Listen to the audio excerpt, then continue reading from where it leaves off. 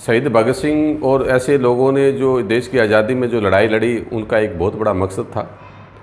वो मकसद था इस देश में भ्रष्टाचार, भूखमरी। तो शहीद भगत सिंह अपनी जेल डायरी में लिखते हैं, मैं नास्तिक क्यों बना या क्यों हूँ। उसमें ये मानते हैं कि सबसे बड़ा अगर कोई दुख है, सबसे बड़ा कोई कष्ट है, तो वो है भूखमरी।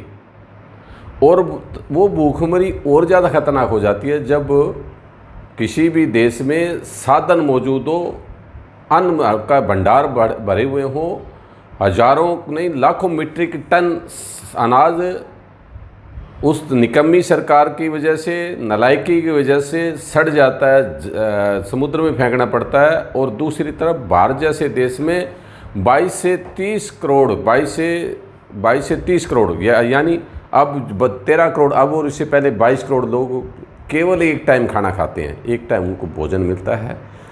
12 करोड़ ऐसे लोग हैं जिनके पास साधन ही नहीं है कोई खाने का, जिनके पास अन्न का, जबकि हजारों लाखों मीट्रिक टन अनाज जो हमारा सड़ जाता है एफसीआई के गोदामों में। तो इस पे आज हम चर्चा करने जा रहे हैं। सबसे पहले आप सबको शहीद भगत सिंह जैसे क्रांतिकारी योद्धा का उनकी संघर्ष की लाइफ से, उनके जन्मदिन पे क्रांतिकारी इस्तकबाल। जय भीम, जय भारत, लाल सलाम। शुरू करते हैं कि राजनीति में जो इसका कारण, भूखमरी का जो कारण क्या है, राजनीति इसका बहुत बड़ा कारण है। तो इसमें कोई संदेह नहीं कि आर्थिक मंदी, जलवायु परिवर्तन, बहुत सारी ऐसी घटनाएं जिनकी वजह से लोग भूखे मर रहे हैं या ये कारण बनता है। तो महंगाई का कारण, अब यूएनओ तो ये कहता है कि भी पोषाहार की कमी, पोषाहार जो है ना, एक अच्छा पौष्टिक आहार हमें बच्चों को या विश्व के लोगों को मिलना चाहिए। पोषक आहार तो दूर की बात है, अब यूएनओ की 5 संस्थाओं ने एक बहुत बड़ा डराने वाली एक रिपोर्ट पेश की है। वो ये कहते हैं कि लगभग 3 अरब लोगों के पास, 3 अरब का मतलब 300 करोड़ लोग, यानी चाइना और भारत के जितने दोनों को मिला दें तो इससे भी कहीं ज़्यादा लोग पूरे विश्व के अंदर, उनके पास पोषाहार ही नहीं, उनको खाना खाने के लिए, उनके लिए एक टाइम खाने का साधन नहीं है, ऐसे हालात है। और ये जो कोरोना जैसी महामारी की वजह से ये भूखमरी और ज़्यादा, इसकी स्थिति और ज़्यादा विकट होने जा रही है। ये हम आज इसके ऊपर चर्चा करेंगे। संयुक्त राष्ट्र की ये चेतावनी कि इसे हमें गंभीरता से लेना चाहिए, और क्यों नहीं लेना चाहिए, क्योंकि जब सारे साधन हमारे पास मौजूद है, वर्तमान संकट जो विश्व भर में करोड़ों लोगों को भूखमरी की ओर धकेल देगा। वैसे समस्या पूरे विश्व की है, अकेले भारत की नहीं है। ये स्थिति ज़्यादा चिंताजनक इसलिए भी है कि आबादी का एक बहुत बड़ा हिस्सा भूखमरी जैसे हालात का, इससे पहले भी हैरान करने वाली बात है कि इस समस्या से निपटने के पर्याप्त साधन हमारे पास मौजूद है। और अगर पर्याप्त साधन हमारे पास मौजूद है तो फिर हम भूखे क्यों भाई। भारत की गिनती उन देशों के साथ भी है जहाँ भूखमरी की एक बहुत बड़ी समस्या है। देखो कितनी बड़ी बात है, ये जो आरएसएस के लोग और बीजेपी इनके भक्त और जो बेशर्म जो इस देश के जो सत्ताधीश है, वो बड़ी बेशर्मी से इस बात का कहते हैं हम दुनिया के अंदर नंबर 1 होंगे, फलाना होंगे, विश्व गुरु होंगे। अरे क्या विश्व गुरु होंगे, तुम्हारी जो एक तिहाई आबादी जो भूख के कगार पे खड़ी है। ये मैं नहीं कहता, जो आपके एक इंडिया की संस्था वो कहती है, दूसरा विश्व यूएनओ की 5 संस्थाएं ऐसा बताएगी, मैं उनका जिक्र करूंगा। ऐसे हालात है जब इसके बारे में बनाई गई नीतियां, योजनाओं, भ्रष्टाचार मुक्त अगर क्यों इससे पहले, बहुत पहले ये सारा बना दिया गया, तो भ्रष्टाचार मुक्त व्यवस्था के अंतर्गत प्रभावी ढंग से कार्यरूप करना चाहिए, नहीं किया।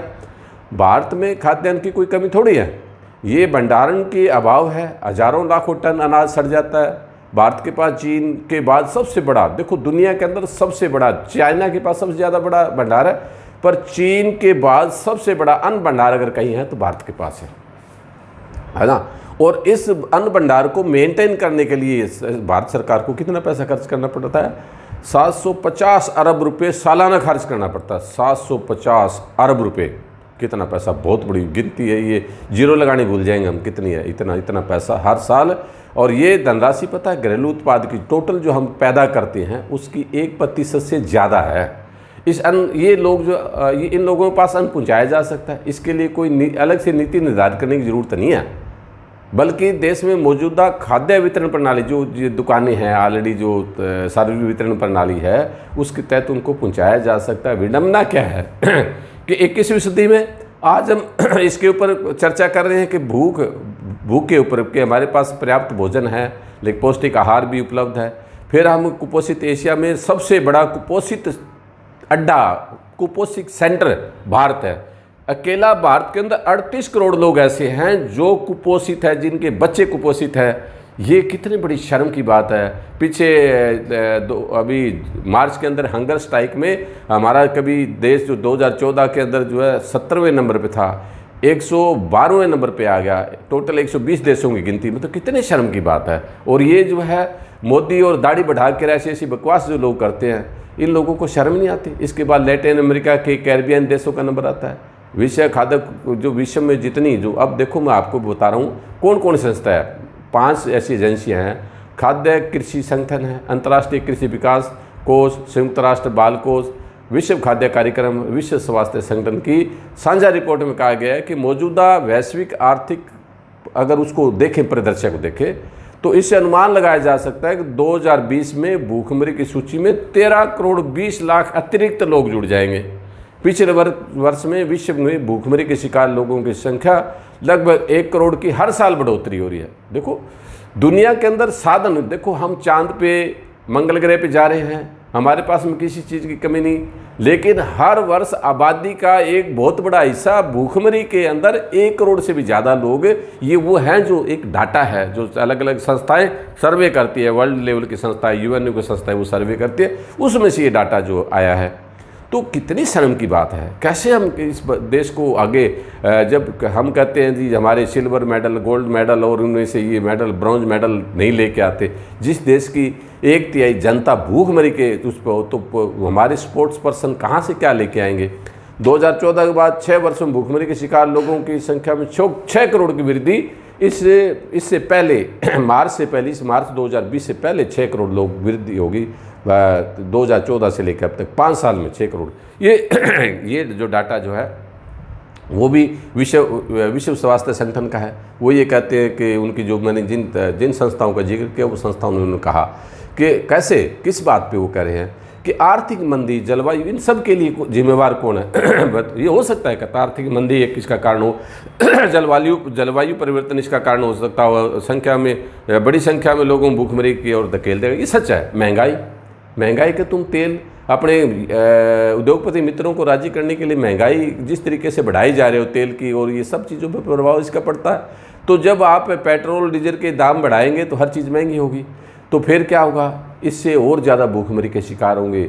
लगभग 3 अरब लोगों के पास पौष्टिक आहार का, पहले ही बोल दिया है कि 300 करोड़ लोगों के पास में पौष्टिक आहार नहीं होगा, खाना नहीं होगा। पौष्टिक आहार की जिक्र नहीं है कि भी वो जैसे मिला वैसे खा रहे हैं, वो ऐसी हालात है 300 करोड़ लोगों के पास में। तो इससे अंदाज़ा लगाया जा सकता है विश्व भर में भूखमरी की स्थिति कितनी विकट है। अगर भूखमरी होगी तो आप सोच के देखो क्या होगा आपके साथ। कुछ बड़ा खतरनाक है ये। भारत में खाद्य निगम द्वारा संचालित पीडीएस एक सिस्टम है, देश की सबसे महत्वपूर्ण खाद्य सुरक्षा तंत्र है। कम से कम खाद्य वितरण प्रणाली को शुरू करने के लिए बड़े पैमाने पर भ्रष्टाचार इसका कारण है। जो हम चाहते हैं, जो रिजल्ट इसे लेना चाहते हैं, वो उसमें असफल रहे हैं। हर बार सार्वजनिक वितरण प्रणाली जिन लोगों के पास है, एक मैंने ये बहुत करीब से देखा है, जो उचित मूल्य की दुकानें जिन लोगों के पास है, एक व्यक्ति के पास 5-5, हरियाणा में, राजस्थान में, उत्तर प्रदेश में मैंने बहुत लोगों के पास देखा है कि बहुत बड़े माफिया जो है इस उचित मूल्य की दुकानों पे एक आदमी के पास 20-20, 25-25 जो है वो दुकानें हैं, वो कुछ पैसे दे के और वहाँ जो है उन लोगों को उन्होंने छोड़ा हुआ है। ये कड़वी सच्चाई है। राशन की दुकानों के द्वारा जितना अन्न वितरित किया जाता है वह गरीबों को नहीं मिलता, पर्याप्त मात्रा में नहीं मिलता। जो सार्वजनिक वितरण प्रणाली का अन्न है, जो खपत है, औसतन एक व्यक्ति को कितना दे रहे हैं हम, क्या कुछ करें, एक व्यक्ति को 1 किलो। सबसे ज़्यादा दुख ये बात है कि राशन की दुकान के वितरण करने वाला जितना भी हमारा, ये जो क्वालिटी इसकी क्या है, इतनी घटिया किस्म की होती है कि उसको पशु भी ना खाए, और लोगों को हम दे रहे हैं। क्यों? इस देश के नागरिक नहीं है? कितने घटिया लोग हैं हम, तो हमारी सोच कितनी घटिया है। तो सार्वजनिक वितरण प्रणाली में वास्तव में जरूरतमंद लोगों के लिए 1997 में एक बहुत बड़ा सुप्रीम कोर्ट एक निर्णय आया था कि भाई अगर तुम्हारे पास सब कुछ है, साधन है, खाना है, हर चीज़ है, अनाज है, FCI लाखों मीट्रिक टन अनाज जो सड़ जाता है, कुछ अच्छे लोगों ने जो सुप्रीम कोर्ट में एक PIL डाली थी उसका रिजल्ट है। उस समय जो 1997 में ये इसका PIL का कोर्ट का आदेश तो बहुत पहले का था, लेकिन 97 में सरकार ने एक किया कि इसका हम सार्वजनिक वितरण प्रणाली की TPDS उसको शुरू किया। इससे क्या होगा कि भी जो गरीबी रेखा के नीचे रहने वाले लोग हैं उन लोगों को रियायती दामों पे हम अनाज वितरण कराए वो देंगे। अनाज है, उसमें से चाहे दालें हैं, तेल है, चीनी है, ये सब कुछ हम देंगे। ऐसा एक 1997 में हमने केंद्र सरकार ने फैसला लिया। उसका रिजल्ट क्या निकला देखो, जो इन्होंने रिजल्ट चाहना चाहते हैं, जिस तरीके का ये काम करना चाहते थे, ऑलरेडी इनके पास में बहुत अच्छी 5 लाख से ज़्यादा इनके पास में 5 लाख से ज़्यादा उचित मूल्य की दुकान जो जिसके माध्यम से खाद्यान्न वितरण किया जाता है, इनके पास ऑलरेडी वो दुकानें हैं। इसके बावजूद वो रिजल्ट क्यों नहीं मिला? इसके ऊपर सोचने वाली बात है। भारत की सार्वजनिक वितरण प्रणाली का सबसे बड़ा वितरण जो है, इसके बावजूद इसके बावजूद प्रति किसी लोगों को इससे भी भली भांति समझा जा सकता है। सार्वजनिक वितरण प्रणाली का जितना हम चाहते हैं अंतर्गत वितरित किया जाना जरूरतमंदों तक नहीं पहुंचा था। कहाँ जाता है वो? इस संकट के कारण जिस तरह के हालात पैदा हुए उसका चौतरफा असर खाद्यान्न वितरण प्रणाली को बाधित लोगों को रोजगार छिन गया, बेरोजगारों को रोजगारों का अवसर कम हुए हैं, आजीविका बुरी तरह प्रभावित हुई है। भूखमरी का संदर्भ इतना ही नहीं है, बल्कि भूखमरी की बढ़ती समस्या एक कहानी से पहले भी विद्यमान थे। ये नहीं क्या ये कि जो एपेडेमिक या कोरोना की वजह से, ऐसा नहीं है, इससे पहले भी ऐसा था। क्या था? अर्थव्यवस्था में पहले भी जो पहले से संकट है। एक हमारी एक संस्था है CMIE, क्या है, centre for monitoring Indian economy. ये एक हमारी संस्था है। वो एक समय समय पे कोई इस टाइप की स्टडी करती रहती है, तो वो उसका एक स्टडी है। वो पता क्या कह रहे हैं, उनके हिसाब से 12.5 करोड़ लोगों की नौकरियां चली गई। किसके साथ मिलकर काम करते हैं? ये UNO के साथ मिलकर काम करती है। विश्व स्वास्थ्य संगठन ने कोरोना के हालात को बिगाड़ देने का अंदेशा पहले जताया था। अर्थव्यवस्था में मांग का आपूर्ति, और सबसे बड़ी बुरी हालत क्या है कि लोगों के पास खरीद शक्ति नहीं रही। अब जब खरीद शक्ति नहीं रही, फैक्ट्रियों के गोदाम भरे हुए हैं, सब कुछ है फैक्ट्रियों में, जब फैक्ट्रियों में माल उनका बिकेगा नहीं, मेरे पास अगर मेरे पास में कोई खरीदने की शक्ति नहीं है तो मैं बाज़ार में जाऊंगा ही नहीं, बाज़ार की दुकान खुलेगी ही नहीं। तो ये हालात जो है अर्थव्यवस्था में मांग जो और आपूर्ति, मतलब इसको समझ पा रहे हो ना कि एक तरफ मांग है, डिमांड है, और दूसरा उसके सप्लाई चेन है। तो वो सप्लाई चेन कब आएगी? फैक्ट्री में उत्पादन कब होगा? तब होगा जब हम डिमांड बढ़ाएंगे। डिमांड के लिए पैसा चाहिए। पैसा कहाँ से आएगा? हमने क्या किया, मनरेगा को ढंग से चलाया ही नहीं। मनरेगा ऐसे हालत में क्या करना चाहिए था, हमें मनरेगा को आगे बढ़ाना चाहिए था। उसमें जो 100 दिन का रोजगार था उसमें 50 दिन का भी नहीं दिया। दूसरा, अगर इस मौके पे अगर दूसरी कोई सरकार होती, मनमोहन सिंह जैसी, देखो मैं उसकी सरकार के खिलाफ भी हम बोलते रहे, लेकिन आज अगर मनमोहन सिंह की सरकार होती तो मनमोहन सिंह 100 दिन के बजाय 200 दिन 250 दिन का रोजगार देता, और 200-250 दिन का अगर रोजगार देता तो लोगों के पास पैसा होता, लोगों के पास पैसा तो बाजार में आता तो उससे हर फैक्ट्री का, हर काम की, हर उसकी डिमांड बढ़ती, और उससे क्या होगा, हम अपनी पटड़ी, देश की पटड़ी इस पे आ जाती। बेरोजगारी एक बहुत बड़ा कारण है, और ये बेरोजगारी हमें बर्बाद कर देगी। सड़कों में लूटपाट, घरों में डकैती, ये सब कुछ आगे बढ़ेगी। आप इस बात को सोच नहीं सकते। एक बहुत बड़ी आबादी है जो इसके अंदर डरावनी है, बड़ी भयावह ये जो है ना तस्वीर इस बात की होने जा रही है। ये मतलब एक राष्ट्रीय नमूना सर्वेक्षण का तथ्य उजागर किया। कुछ जनसंख्या का 5%, कुछ जनसंख्या का 5% जो वो है वो इससे प्रभावित है। इसके बाद 2 समस्याएं, एक भोजन की नहीं बल्कि इस समस्या में अप्रत्याशित वृद्धि हुई है। भूखमरी को फैलने रोकने के लिए जो हमने एक लक्ष्य निर्धारित किया, आबादी के इस वर्ग को प्रति ज़्यादा प्रभावी बनाने की ज़रूरत थी। सरकार को ग्रामीण व शहरी दोनों क्षेत्रों में भूमिहीन खेत मजदूरों को, छोटे किसानों को, दस्तकारों को कोई भी हो सकता है, दर्जी हो सकता है, कुम्हार हो सकता है, सुनार हो सकता है, तेली हो सकता है, तमोली हो सकता है, कोई भी हो सकता है। कुम्हार, बढ़ई, बुनकर है, बुनाई करने वाला, सिलाई करने वाला, खादी का काम करने वाला, लोहार है, मोची है, रिक्शा चलाने वाला है, सामान ढोने वाला है, फल फूल की दुकान है, सब्जियों की दुकान है, या कबाड़ी का काम करने वाले लोग हैं। हर रोज़ दिन में दिहाड़ी, चाहे वो दिहाड़ी इसमें चिणाई के काम में करते हो, सड़क पे करते हो, या किसी दूसरे काम में करते हो, उन सबको उनकी आजीविका चलाने के लिए विशेष हमें ध्यान देने की ज़रूरत है। इन परिवारों पर अगर ध्यान नहीं दिया बहुत बड़ा नुकसान। इसके अलावा किसी भी घर में अगर विधवा है, असाध्य रोग से पीड़ित कोई व्यक्ति है, अपंग है, 60 वर्ष से ऊपर का कोई व्यक्ति है, इससे भी कहीं ज़्यादा उम्रदराज लोग हो सकते हैं। उन सबको आजीविका को कोई निश्चित साधन हमें देना होगा। मुझे याद है जब 2019 का चुनाव हो रहा था तो अलग अलग पार्टियों ने एक अपना वो घोषणा पत्र जारी किया था। उस घोषणा पत्र में किसानों की बात, आज किसान जिस तरीके से भूखमरी के कगार पे आ गए, एक 85% में नहीं 90% किसान ऐसे जिनके पास 2 से 5 एकड़ ज़मीन है, वो पता नहीं कैसे गुजारा कर रहा है। किसान जो सड़कों पे बैठा है, रेलवे ट्रैक पे बैठा है, दिल्ली में बैठा है, पूरे भारत के अंदर, और केवल ये मोदी अपने मित्रों को, मोदी केवल मित्रों को, अपने धन्ना सेठों को और उनको राज़ी करने के लिए जो है उनकी ज़मीन को आगे से एक बहुत बड़े इसको वर्ग को जो है मुनाफा वसूली के लिए जो काम ये करने जा रहे हैं, तो वो एक बहुत बड़ा आंदोलन। तो मैं ये समझ पा रहा हूँ कि विश्व स्वास्थ्य संगठन ने पहले कोरोना के बारे में कहा जनवरी में, हमने ध्यान नहीं दिया। विश्व स्वास्थ्य संगठन ने अब इसके लिए कहा कि भाई आपके यहाँ भूखमरी का सबसे बड़ा केंद्र हब बनने जा रहा है, तो अब हम जान नहीं देंगे। तो क्या चाहते हैं, क्या होगा? क्या फिर भगत सिंह, राजगुरु, सुखदेव जैसे लोगों की ज़रूरत पड़ेगी जो गोरे अंग्रेज़ों के खिलाफ लड़े थे? क्या इन काले अंग्रेज़ों के खिलाफ लड़ने के लिए क्या फिर ऐसे लोगों की फिर ज़रूरत है? कन्हैया जैसे साथी जो एक नारे लगाते हैं कि हम क्या चाहते हैं, आज़ादी। किस चीज़ से आज़ादी? भूखमरी से आज़ादी। तो सच में भूखमरी के हालात है। ये तो गवर्नमेंट ऑफ भारत की एक संस्था ने भी कह दिया, जो विश्व स्तर की संस्था है, और यूएनओ की 5 संस्थाओं ने बोल दिया कि पूरा देश, पूरा विश्व में ऐसे हालात होने वाले, सबसे बड़ा जो केंद्र होगा भारत का होगा। हमारे से नेपाल की स्थिति हमारे से अच्छी है, बांग्लादेश की स्थिति हमारे से अच्छी है। शर्म आनी चाहिए। मोदी जी, आप लोगों को दिखाते हो, अपने भक्तों को दिखाते हो, देखो 56 इंच की छाती चौड़ी करके कहते हो देखो पाकिस्तान डरा कि नहीं डरा। अब आप बताओ, आप में कोई बेशर्मी या शर्म कोई बची है कि नहीं बची? क्या करेंगे? अभी समय है, संभल जाओ। ये लोग आपको शहर में, आपके चेलों को, आपके भक्तों को शहर में, गांव में एक एक को टारगेट करेंगे, फिर मत करना। क्या हो गया?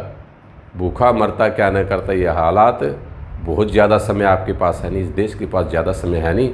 2-3 महीनों में हालात इतना भयावह हो जाएंगे। थोड़ी कृषि क्षेत्र है जिसकी वजह से थोड़े बचे हुए हैं। ये लोग कृषि क्षेत्र की वजह से बचे हुए हैं। जिन किसानों के ऊपर तुम लाठी और गोली और वाटर कैनन से पानी फेंक रहे हो ना, उन किसानों की बदौलत ये देश बचा हुआ है। अगर मजदूर, किसान और युवा आपके खिलाफ पहले हैं, किसान आपके खिलाफ पहले हैं। आपने बिहार का इलेक्शन डिक्लेयर करके कोशिश की किसानों को इसको ध्यान बटाने की, लेकिन इससे तो आप में कोर्ट में खाज होगी। ये तो पंगा और ज़्यादा बढ़ गया।